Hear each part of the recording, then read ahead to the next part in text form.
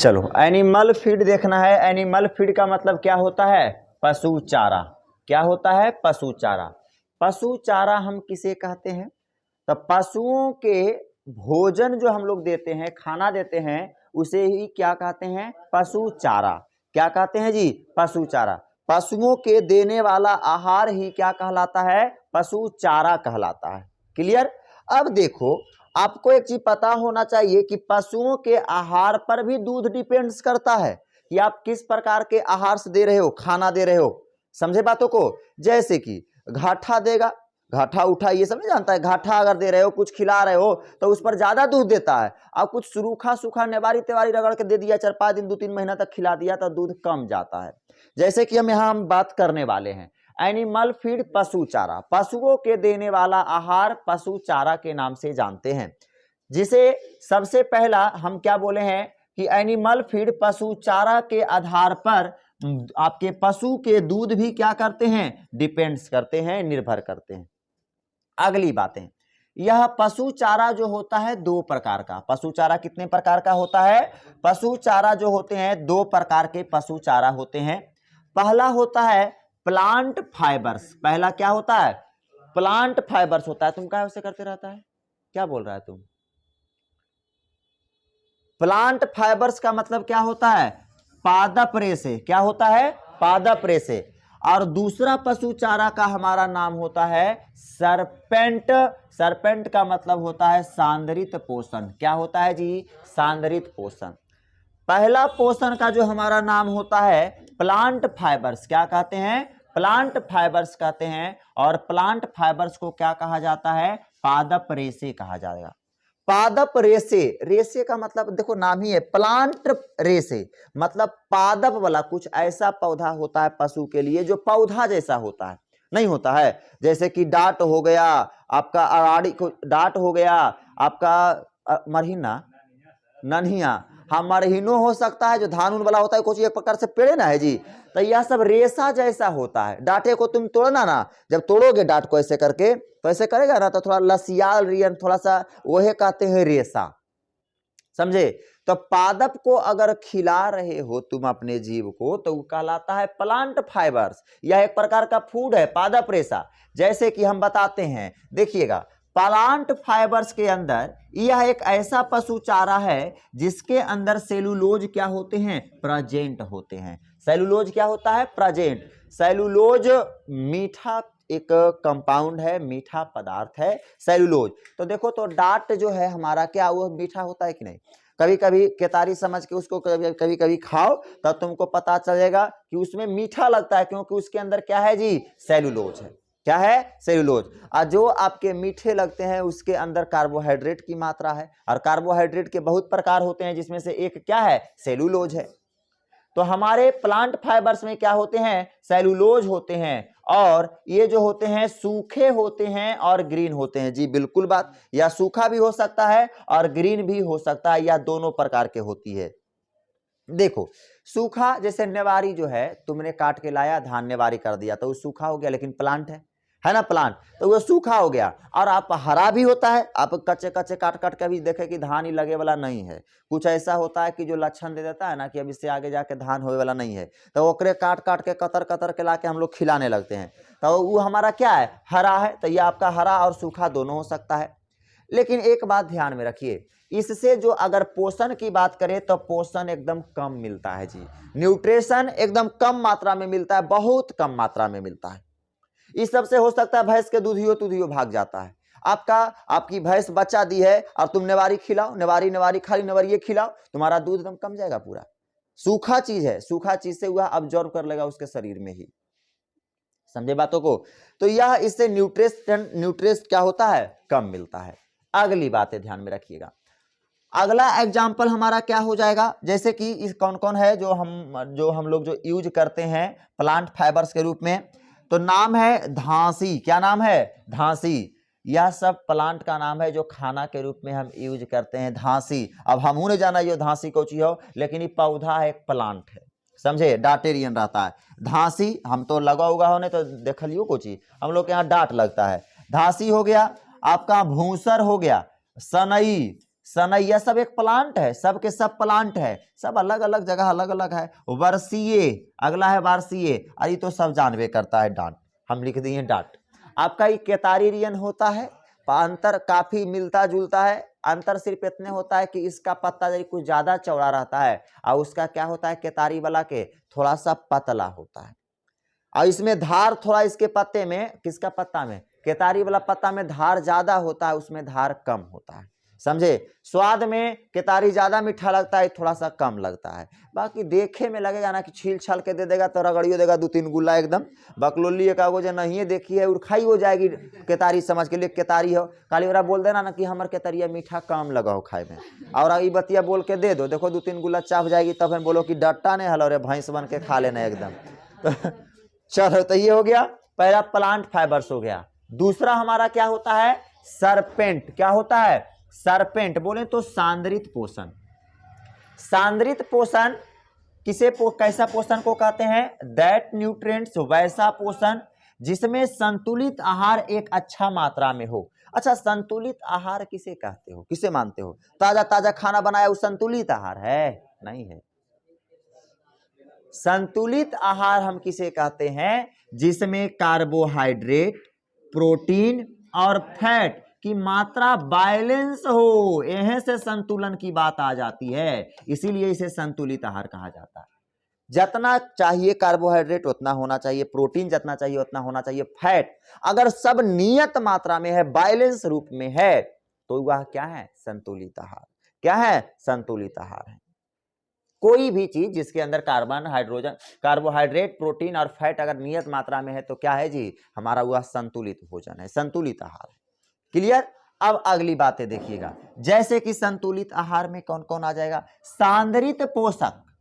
सांद्रित पोषक बोलेंगे तो समझ में यहाँ पे आ जाएगा, यह जो होगा पेड़ से ही प्राप्त चीजों को बनाकर हम पशुओं को खिलाते हैं तो वह सांद्रित आहार कहला जाता है। पेड़ से ही बने जो कुछ बनता है, उसे फल फूल कुछ भी लगा, उसे हम क्या कर देते हैं, खिलाते हैं, तो वह क्या कहला, वह जो हमारा होता है सांद्रित पोषण होता है। समझे बातों को। जैसे कि मक्का प्राप्त तो हुआ है प्लांटे से, अगर तू प्लांट को खिलाता है तो दूध भाग जाएगा। आदमी कोढ़ ही होता है ना, अभी जाएगा ना, अभी देखो ठंडा का सीजन आ रहा है, लत्ती कटेगा एकदम, लत्ती मतलब जानते हो ना, आलुआ वाला लत्ती कटेगा। अब आदमी के जी तो ठंडवा में घास गड़े ले कोकड़ जाएगा, घास गड़े में की करता, लत्ती के ले जाके खिला देगा। इससे क्या होता है, दूध भागता है। लत्ती ज्यादा खिलाने से उसका पेट में गैस भी बन सकता है, समस्याएं हो सकती है, बहुत तरह से दिक्कत हो सकता है, ठंडा मार सकता है, लत्ती काफी ठंडा करता है, ठंडा मार सकता है भैंस को। लेकिन तुम क्या करोगे, अरे देखोगे अरे भाई फलना से बाबू के, फलना जी यादव जी के आपका आलू टूट रहे है, आलू कवर रहे है, तो फटाक से एकदम लत्ती एकदम भर बोझा बांध के एकदम ले चलेगा, हाथ सिराहारी है, अले जाके रगड़ते रहेगा। लूटा मारी होता है, लूटा मारी होता है एकदम, अरे इतना हम लेवो जी, इतना हम काटबो जी। पहले मतलब वही तो एगो किसान के काम हो कि लत्ती नहीं काटे पड़तो, खाली पता चल लो कि फलना जी के आलू कवर रहो है, आ गलो 4 गो जनी हसुआ लेके पूरा लत्ती काट के निकल गलो, समझ रहा है। उसके यही तो एगो आसान है। ऐसी सरसोबों में काश होवे, सरसोबे काट के निकल जाए, तो इस समय नहीं, इस समय नहीं होगा। हाँ, यही कहो कि 4 किलो 4 डाट पर जैसे कि एक कियारी कहते हैं ना जी, एक कियारी काटे पर आधा किलो सरसों देंगे। देखिए आज तो आदमी लोभ के भूखा है जी, हर एक आदमी को लोभ चाहिए। अगला देखो, तो सांद्रित क्या हो जाएगा, मक्का। अब मक्का तो कोई खिलाएगा नहीं, मक्का तो कोई खिलाएगा नहीं, खिलाएगा कौची भाई, मक्का के दरर के बना देगा घाटा। घाटा जानते हो, खाए हो कभी? घाटा खराब चीज है घाटा। याद करो जब 66 का मारा हुआ था ना, 66 के मारा एक बार हुआ था, तो गाय भैंस को जानते हो क्या खिलाया जाता था, ढौकवन। ढौकवन जानते हो? नहीं जानती है तो तू हांगकांग के हो तो तोरा की पता। तू मुर्गी जानती है, मुर्गी को पहचानती है, पहचान जाती है? नहीं देखो उन्होंने पहचानती है। मेल और फीमेल को भी तू पता नहीं कर सकती, तो तू ढौका जाने के प्रयास कैसे कर रही है, कैसे करेगी? चलो ढौकवा रियन लगा ही देखे में एकदम। अब देखो गोस्सा अब लगलो ना कि ढौकवा के बोल दलखिन। ढौका मतलब होता है काफी खूबसूरत, बेलाडोना से भी ज्यादा। तो अब इस सवाल पर इनके कुछ बोल दे तो लगता है कि सही बतिया बोल रहे होंगे। अब हम कह देंगे ढौका जो होता है, ओरा पर हम लोग बैठ जाते हैं और कहते हैं उड़ जो, तो उड़ जाते हैं और कहते हैं कि जा उतर जो, तो उतरता है। ऐसा होता है ढौका, समझिए, वह एरोप्लेन के तरह होता है, ना होता है जी, एरोप्लेन के तरह होता है। बकलो लीन कुल है इधर इधर आपका। तो 66 के मारा में क्या हुआ था, बहुत गजब तरीके के एकदम सुखाड़ पड़ गया था पूरा। तो उस परिस्थिति में क्या हुआ था, मकई जानती है, पॉपकॉर्न खाई है तो कौची से पर मिलता है, कुछ नहीं, खाली एकदम खाए ले, उस सुअर से प्राप्त होता है। पागल लड़की कहती है नहीं जानते, सुअर से बनता है वो वाला मक्का। अब खाओ, अच्छे से खाओ। तो जो होता क्या था आपका क्या था, सुनो शांत रहो। 66 के भयानक मारा हुआ था। ताड़ के पेड़ जो लंबा लंबा होता है वो उसको ढौका कहते हैं। तो क्या करता था ना, भैंसियन के ओकरा खिलाता था। अभी भैंसिया खाता हो नहीं, तो यह मजबूरी था, कुछ नहीं उसको देगा तो मजबूरी में मरता, क्या नहीं करता, उसको खाता था। और हम लोग के कुछ हो तो था नहीं, आजरा बाजरा मकई तकई सब सूखा तुखा जरीमन होता है, तो ये सब बाजरा ताजरा को ले लेके मड़ुआ तड़ुआ सब हो जाता है, पनियो नहीं पटाते जरीमन हो जाता है काम लायक। तो एकरा क्या करके ना घाटा करके घाटा रोटी खाता था, घाटा रोटी खाता था। आज नहीं इंसान डेवलप कर गया तो होठलाली से रोटी बोर के खा लेता है, लेकिन उस टाइम डेवलप नहीं किया था ना, तो घाटवे से बोर के खाता था। समझ रहा है बात को, डेवलप नहीं किया था उस टाइम इंसान जी, बेचारा क्या करता, एकदम अलर बलर चीज को खा खा के किसी तरीके से क्या करता था, रहता था। चलो अगली बातें हम लोग करने वाले हैं। आपका वीट, वीट का मतलब गेहूं, गेहूं को भी आप भैंस को खिला सकते हैं, उससे कि दूधों में इससे न्यूट्रिशन क्या होता है, अधिक मिलता है। आप दूध को भी आपका गेहूं खिलाइए, गेहूं पीस पीस के खिलाइए, जरा बोलते हैं दर्रा, दर्रा को आप पीस पीस के खिलाइए, दर्रा कहते हैं ना। अगर पतरा पीस दिल को कस के एकदम पूरा पतरे पीस दिल को तो की हो गलो आटा, लेकिन अगर मोटे पीसल को तो की हो गलो दर्रा। उसके बाद जौ, या गेहूं के प्रजाति होता है, सॉरी यह मक्का के प्रजाति जैसा, तो मक्का ये लाना होता है जी, जौ गेहूं वाला होता है, हाँ गेहूं वाला होता है, जौ होता है। उसके बाद टाइड, कपड़ा खींचे वाला खिलाइए। टाइड का मतलब क्या समझती है, टाइड का मतलब होता है ज्वार, ई होता है आपका मक्का के प्रजाति ज्वार।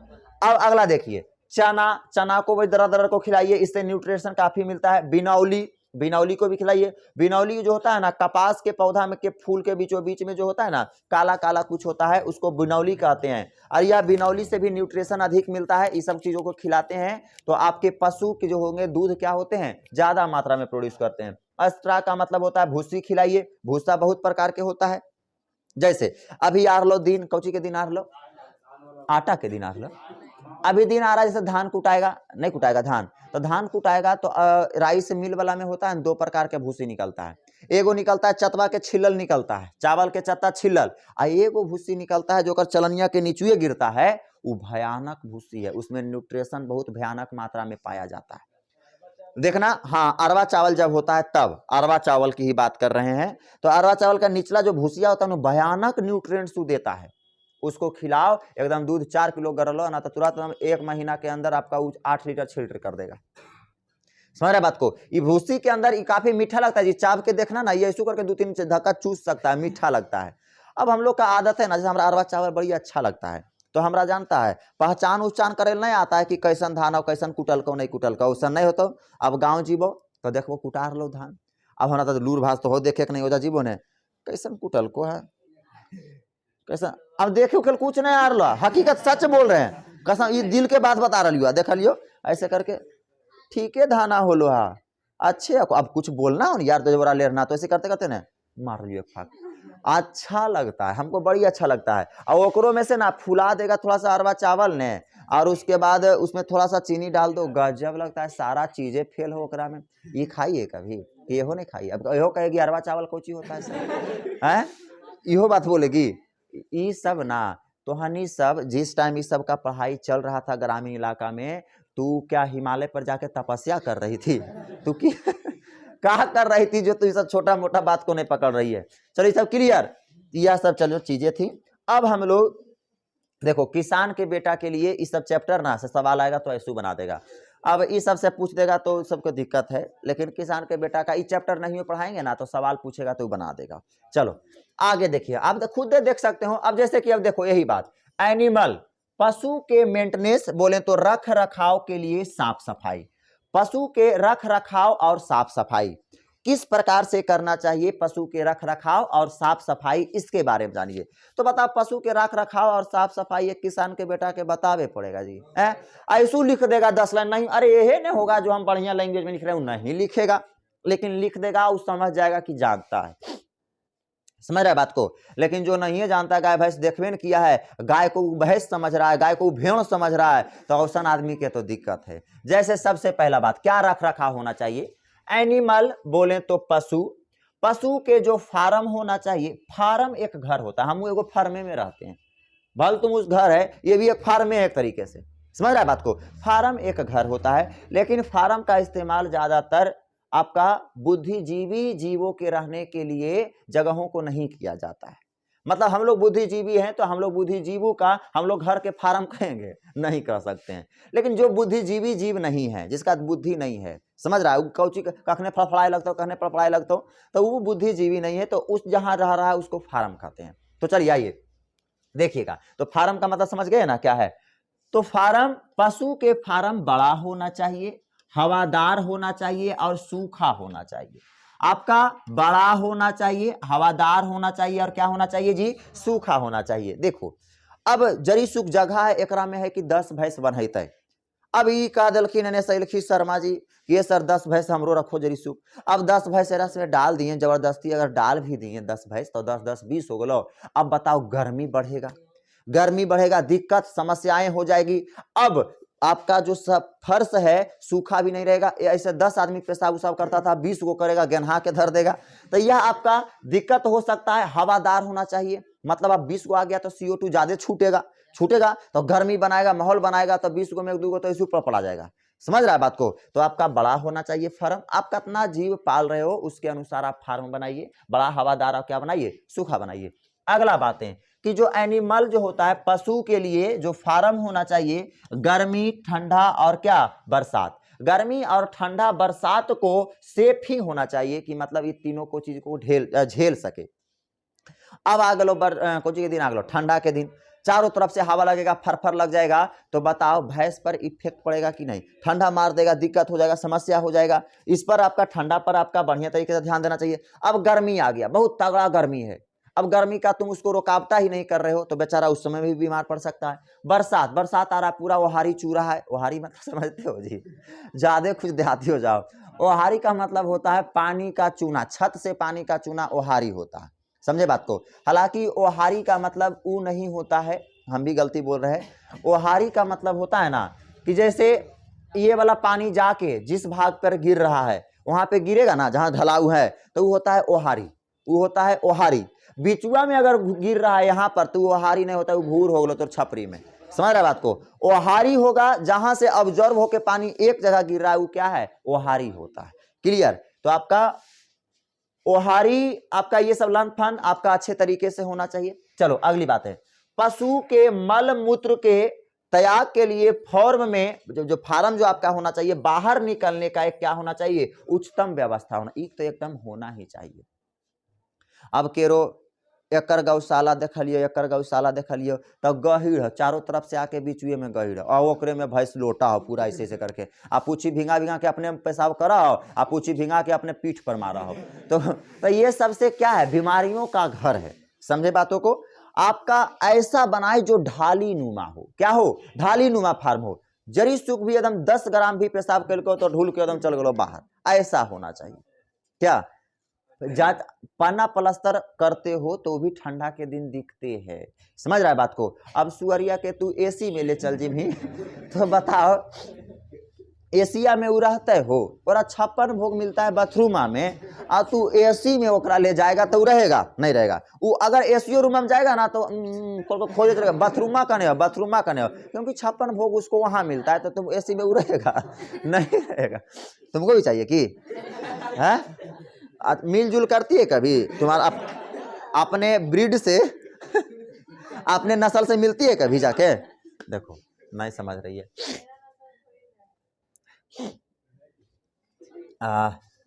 चलो खैलियो ने जदी आगलो तो स्वाद ले लियो अभी।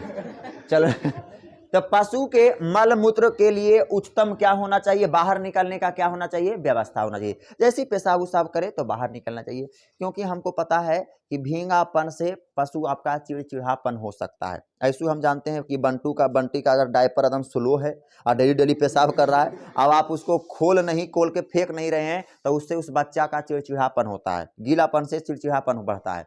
तो आपका भैंस मार दिल को, एक दो घुसा ऐसे उठा के मार दिल को, पटक दिल को, तो तुरंत एकदम समझ में आ जी तो कि हम गलती क्या किए हैं। तो आपको ध्यान में रखना चाहिए कि आपका पशु का मल मूत्र क्या होना चाहिए, बाहर अच्छे तरीके से निकलना चाहिए। अगली बातें, पशु को टाइम टाइम पर समय समय पर आप चिकित्सक से क्या लेते रहें, सलाह लेते रहें। ऐसा नहीं कि 4 किलो दूध हमारे गरिए रहे तो चलो भाई हमारे पशु टनाटन है, कोई दिक्कत नहीं। भाई सब कमा रहे हो उससे तो 200 रुपया खर्चा करके डॉक्टर बुलाओ, 2 महीना पर कम से कम आप उससे चिकित्सक से दिखाते हैं ना, तो आपके लिए लाभ है। जैसे वो आएगा ना तो देखेगा, बहुत प्रकार के जांच फांच करेगा, तो कहेगा ना कि आपके पशु में इस चीज की कमी है, कार्बोहाइड्रेट की कमी है, प्रोटीन की कमी है, फैट की कमी है, बताएगा कुछ दिक्कत है, आप इसकी पूर्ति करें। और जब आप इसकी पूर्ति कर देंगे तो 4 किलो दूध दे रहा है जो 8 किलो दे सकता है।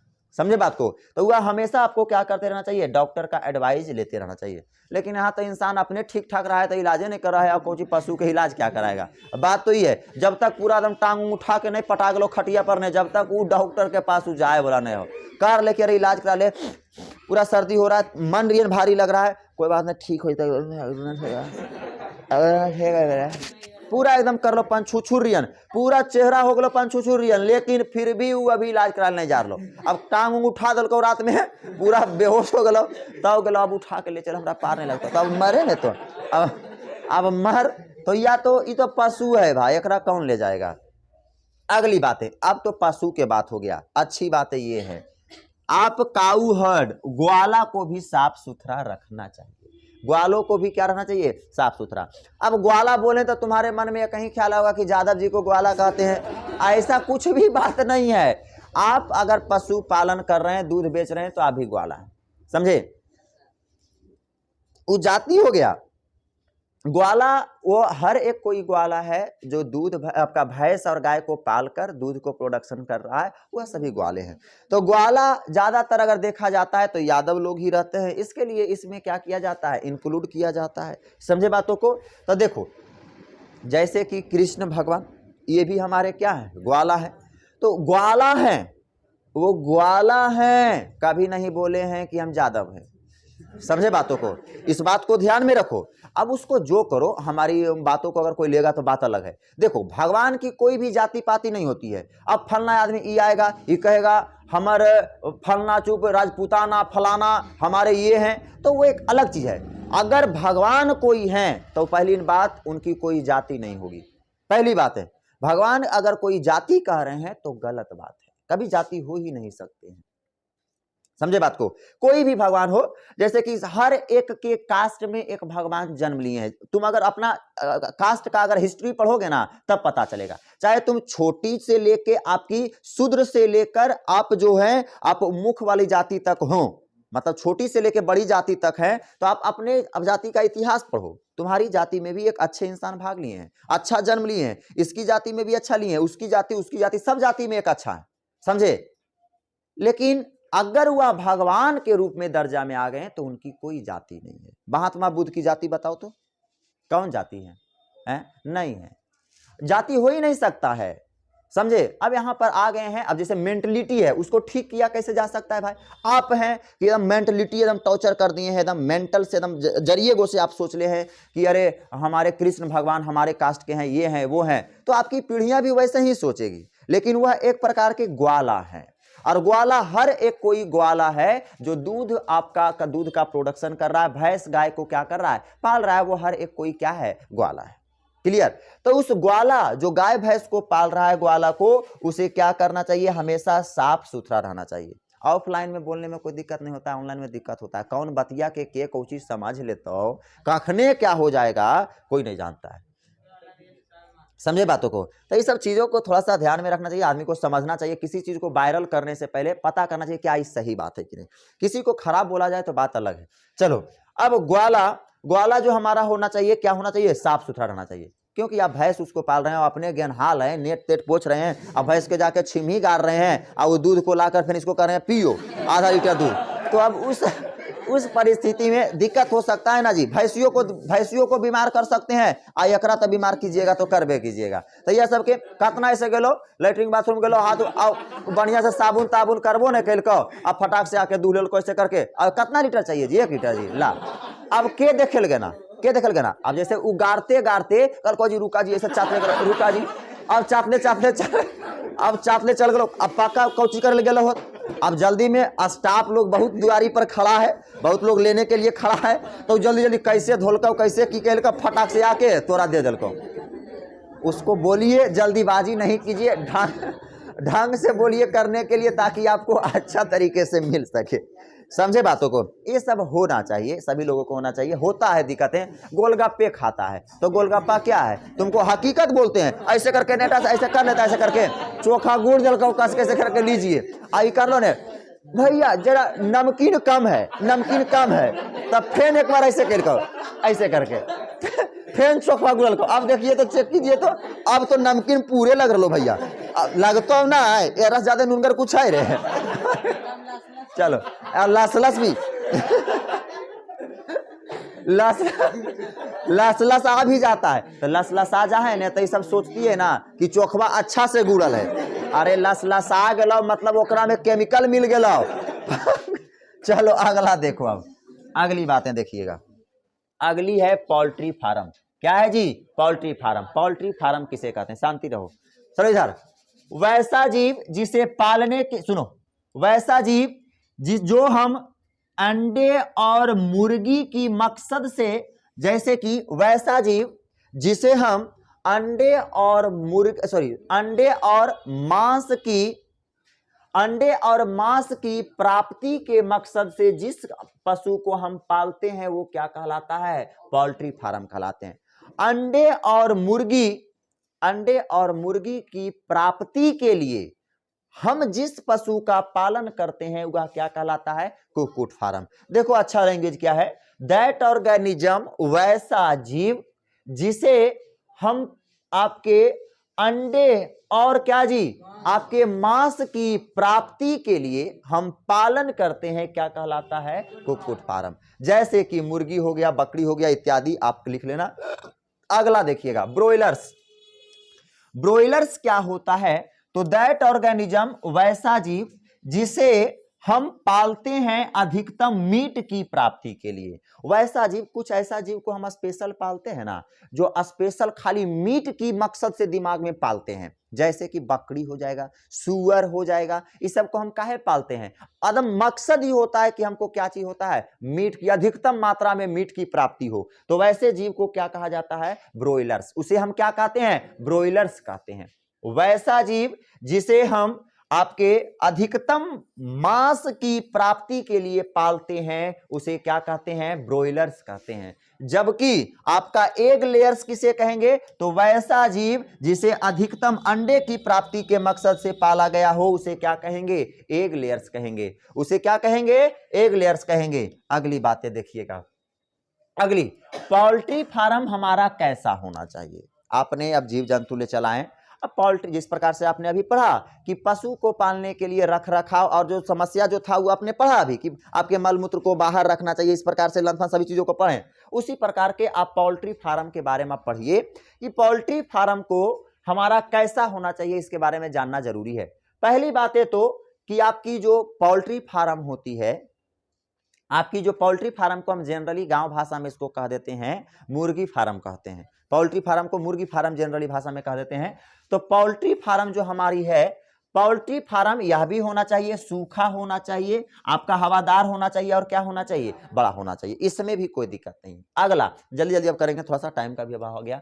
पोल्ट्री फार्म बोले तो कुक्कुट फार्म, आपका कुक्कुट फार्म जो होना चाहिए यह पूरब और कौन हो रहना चाहिए? पश्चिम और होना चाहिए। क्यों ऐसा होना चाहिए समझिएगा। पूरब और पश्चिम, जैसे कि यह हमारा फार्म है, ठीक है, यह फार्म इधर हमारा ईस्ट है, इधर हमारा वेस्ट है, ऊपर नॉर्थ और नीचे क्या है? साउथ है। दक्षिण है, सॉरी उत्तर है, दक्षिण है, पूरब है, पश्चिम है। अब देखो, अब इसमें ढेर सारी मुर्गियां बैठल है। अब हम जानते हैं कि हर एक जीव का सूर्य का प्रकाश रहना मिलना जरूरी है। जितना जल्दी अच्छा से सूर्य का प्रकाश मिलेगा, विटामिन मिलेगा, बहुत प्रकार की कैल्शियम, हड्डियां तड़ियां मजबूत होता है, जल्दी क्या करेगा? विकास करेगा। अब तुम उत्तर और पश्चिम में खिड़की नहीं खोल दिया उत्तर में खोल दिया और दक्षिण में खोल दिया, सूर्य के प्रकाश एंट्री करेगा नहीं। लेकिन आप ईस्ट के तरफ खोलोगे और वेस्ट के तरफ खोलेगे तो ऐसा होगा, सूर्य का प्रकाश जैसे ही आएगा तो इधर से क्या कर जाएगा जी, एंट्री कर जाएगा। तो इस सूर्य की प्रकाश से यह लेकर आपका विटामिन से लेकर यह जल्दी डेवलप करते हैं, बीमार उमार कम पड़ते हैं। क्लियर।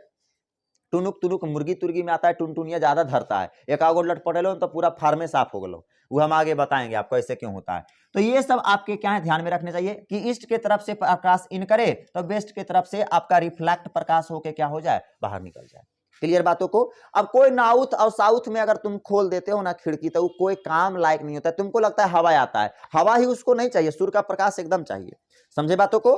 तो हम पोल्ट्री फार्म को पूरब पश्चिम की ओर रखते हैं ताकि सूर्य का प्रकाश पोल्ट्री फार्म के अंदर अच्छा तरीके से प्रवेश कर सके, मुर्गियों का एक नियत सूर्य का प्रकाश मिल सके, इसलिए हम लोग को उत्तर पश्चिम में पूरब पश्चिम में खोलना चाहिए। अगली बातें, पोल्ट्री फार्म हमारी होनी जो चाहिए लकड़ी के बुरादे और भूसे, आपके लकड़ी के बुरादे और भूसे को क्या कीजिए आप पोल्ट्री फार्म पर पूरा सरफेस एरिया पर क्या कर देना चाहिए, डालना चाहिए। अब देखो पोल्ट्री फार्म है, मुर्गी है जी, आप खुद सोचो मुर्गी है, अब मुर्गी पेशाब तेसाब तो सब ओजी करेगी, इतना तो होशियार तो नहीं है, 4 ग्राम वो पेशाब करेगी तो ओकरा लिए अगर ढाली नुमा हम बनाते भी हैं तो बाहर निकल पाएगा, जजा करेगा वजह सूख जाएगा, होगा कि नहीं।